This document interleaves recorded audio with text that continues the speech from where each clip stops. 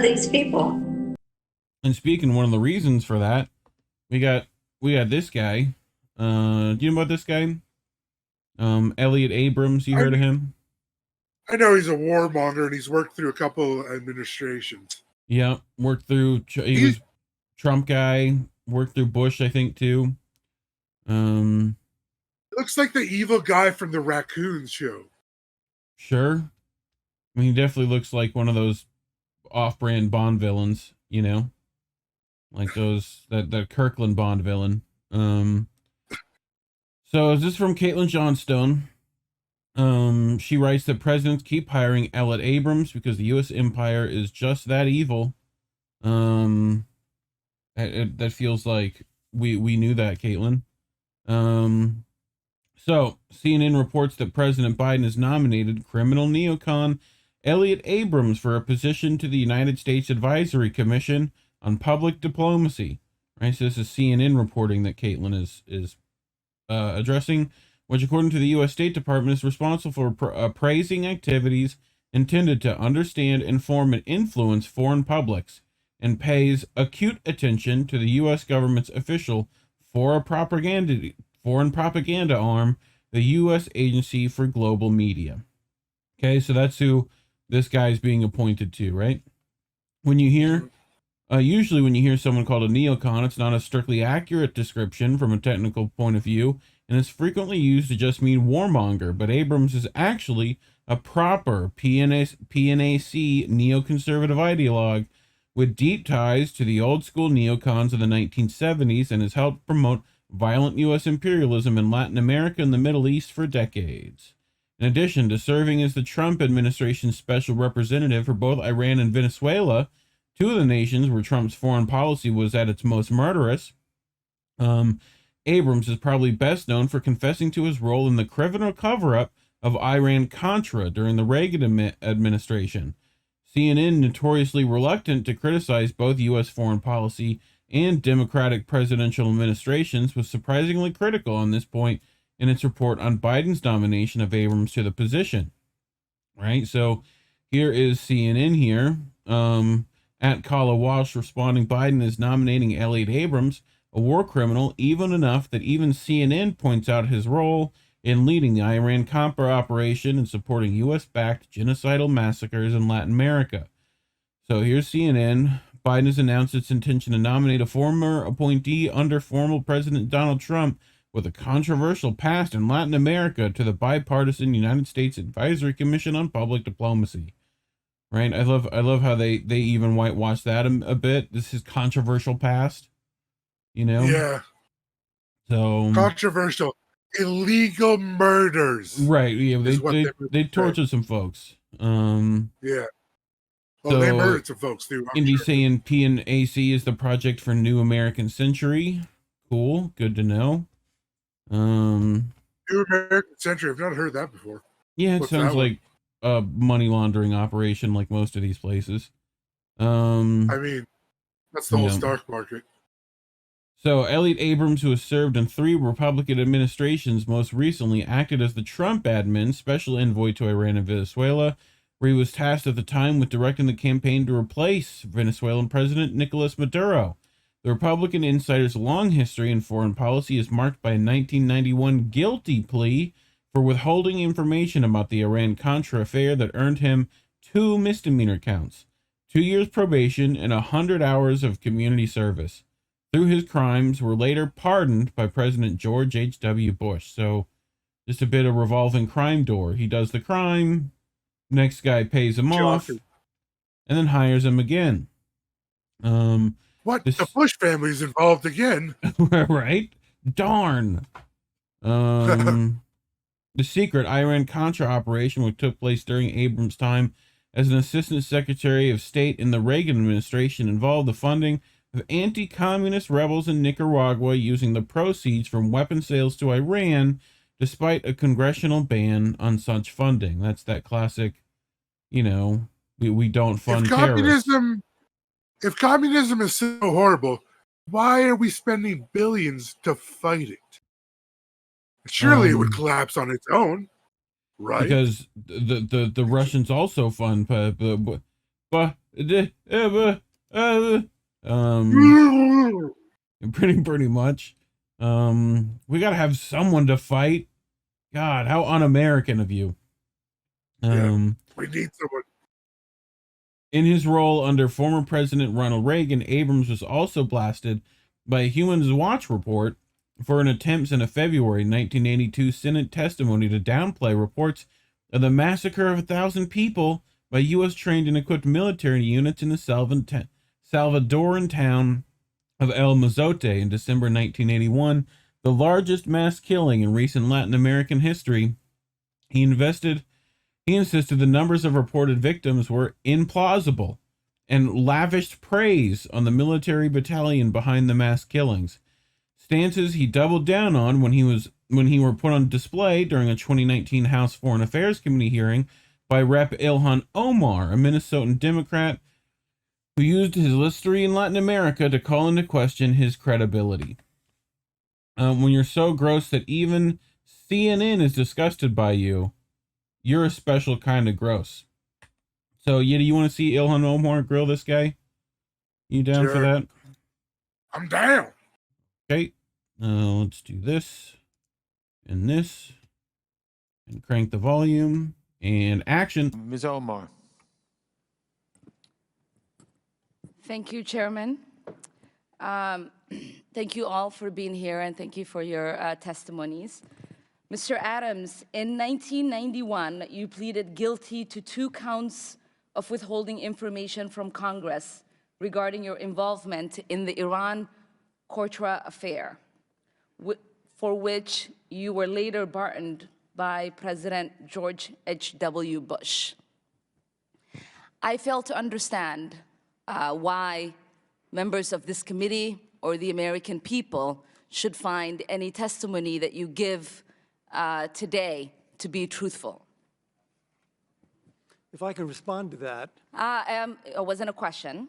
On February, that was not a question. That was I reserve the right to my time. It is not right. That was not a question. Committee can attack on February 8th, who is not permitted to reply.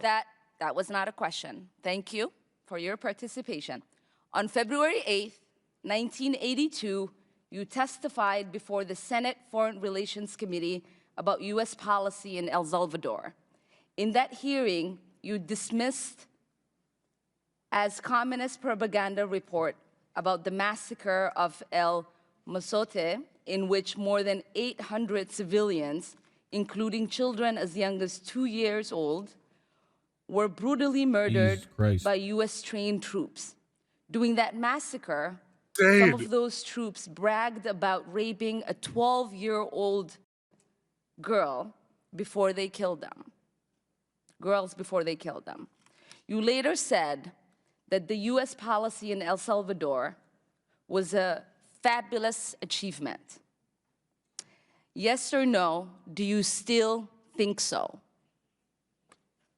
From the day that President Duarte was elected in a free election to this day, El Salvador has been a democracy. That's a fabulous achievement. Yes or no, do you think that massacre was a fabulous achievement that happened under our watch? That is a ridiculous question, and I yes or no? No. I will take that as a yes. I am not going to respond to that kind of personal attack, which is not a question. Yes or no, would you support an armed faction within Venezuela that engages in war crimes, crimes against humanity or genocide, if you believe they were serving U.S. interest, as you did in Guatemala, El Salvador, and Nicaragua? No, if you could just ask these for other countries that we send military aid to, that'd be great. Mm-hmm. I am not going to respond to that question. I'm sorry. I don't think this entire line of questioning is meant to be real questions, and so I will not reply. Whether under your watch, a genocide will take place, and you will look the other way because American interests were being upheld, is a fair question, because the American people want to know that anytime we engage a country, that we think about what our actions could be, and how we believe our values are being furthered. That is my question. Will you make sure that human rights are not violated and that we uphold international and human rights? I suppose there's a question in there, and the answer is that the entire thrust of American policy in Venezuela is to support the Venezuelan people's effort to restore democracy to their country. That's our policy. I don't think anybody disputes that. The question I had for A lot of people dispute it, Ilhan. you Yeah. is that the interest of the United States include protecting human rights and include protecting people against genocide? That is always the position of the United States. Thank you. I yield back my time. Says through gritted teeth. Which United States exactly? Yeah, because that's not ours. Not ours. You got any more thoughts on this, Yeti? So far? It's a travesty that these people can continually lie openly to government, to anything they want, and everything kind of backs them up continually, even though the vast majority of the world knows who the problem is. Yeah. Like, yeah, I mean, and they don't seem have any intent on stopping doing that, which is what's going to lead to the global war. yes. Yeah. I mean, the fact that what did he say at the end? That's always the case in America. We always take care of the human rights and, make sure that we don't have genocides. That's the, what? Like, who said? When? What brochure did you get? But I mean, American watching safety is like a sex offender watching a kid.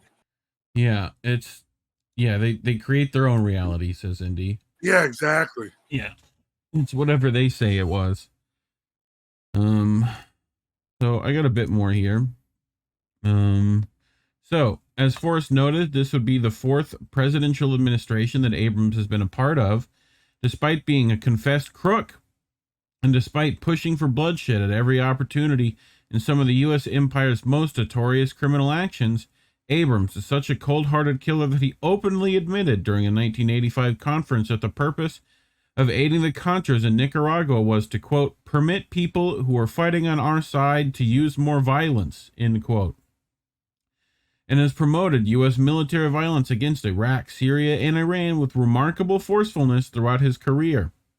The fact that someone so tyrannical, so corrupt, and so unscrupulous keeps getting appointed to positions involved with U.S. foreign policy tells you everything you need to know about the nature of U.S. foreign policy.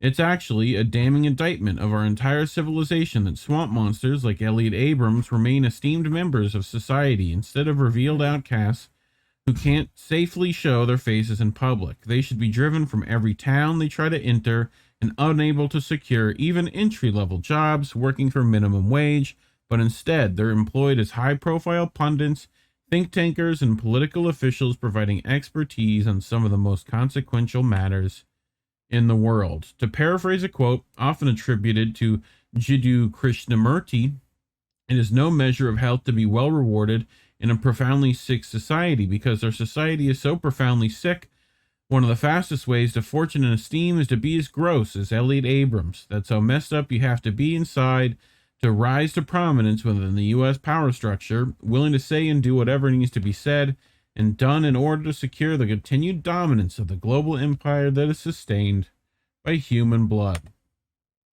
So, great stuff from Caitlin there. Couldn't agree more, pretty much. So, she's exactly right. That's the gist of it. We're controlled by monsters, essentially. Well, yeah. I mean, in the fact we were that told they were in the closet, and they were in front of us the whole time. Well, and this is a guy that I don't know how people like Biden can get away with this kind of stuff, as far as like, this is someone that was not only in the Trump admin, but the Bush admin, and like, shouldn't liberals hate his guts? Like, yeah, you know, I don't get why they're allowing him to even get close to a seat anywhere if they have any they power only to hate fix people them. when they're told. They only hate people when they're told to. Yeah. They forget everything about a week later. So Yeah. So yeah, it's the worst, honestly. But it's I just find it funny. Yeah. Well, it's just funny to me at this point that they continue to think that that's acceptable. You know, that's like old political crap. Oh, it's true. It's just like they're recycling all the same people. Yeah. Because they know they'll toe the line, do what they're told. Pretty much. And Snow Himbo in the chat. We have a system that not only rewards narcissism, but removes empathy as one succeeds at it. You are literally at a disadvantage for being a decent person under capitalism. Pretty much. He's so right. Remember that phrase where it's like, oh, you're too nice. Right. Too nice.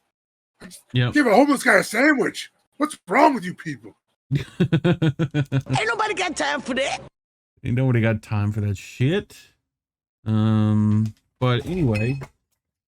I'm going to get the Don Cherry and get fired for you people. Ugh. You people. They made a whole movie about that. Don't worry about it. You're going to be all right.